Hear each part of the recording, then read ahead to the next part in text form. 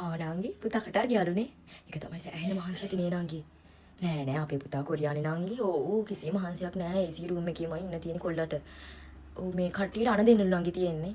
ඕ ඉතින් දවසේම මායික කෝල් එකේ. ඕ මේ කුරිය සර්විස් එක නංගි. ගිය මාසෙත් කිලෝ 30 ගානක පෙට්ටියක් එව්වා. මේ මාසෙත් එපා කියද්දි ඔන්න මේ බඩු පෙට්ටියක් දාලා දෙයනේ. ඕ ඒක නංගි මේ හිතවත් ගොඩක් ලොක්කනම් මාර හොඳයිලු. ඕ මේ කොල්ලත් එක්කමලු ඉන්නේ. ඔන්න මේ ලංකාවට එන්න ඕනලු අපිව බලන්න ඕන කියලා. අනේ නෑ නංගි මෙහෙන් ගෙවල් හදන්න නැහැ තේරුමක් නෑනේ. ඔන්න කොල්ල කොළඹ හතිම ඉඩමක් ගත්තා. මේ තට තුනේ දැන් ගේ ගහන්න හදන්නේ. ඕ ඉතින් ලක්ෂ 15 විතර කොල්ල හොයනවන් නංගි. ඕ මේ තේරුමක් නෑ. අනිත් කොල්ල බඳින්න ඉන්නේ කොරියන් සුද්ධියක්. මෙහි හරියන්නේ නෑනේ ඒගොල්ලන්ට. ඕ ඉතින් ඕ ලස්සන වලල්ලා. අපේ පුතා 30 කොල කරගෙන ලක්ෂ 10ක් දැම්මලු බැංකුවට අම්මයි තාත්තයි කියලා මාළ දෙයක් හදා ගන්නලු. අපිට එපා කියනවා මේ ළමයි ඉතින් අහන්නේ නෑ නංගි කියන දෙයක්.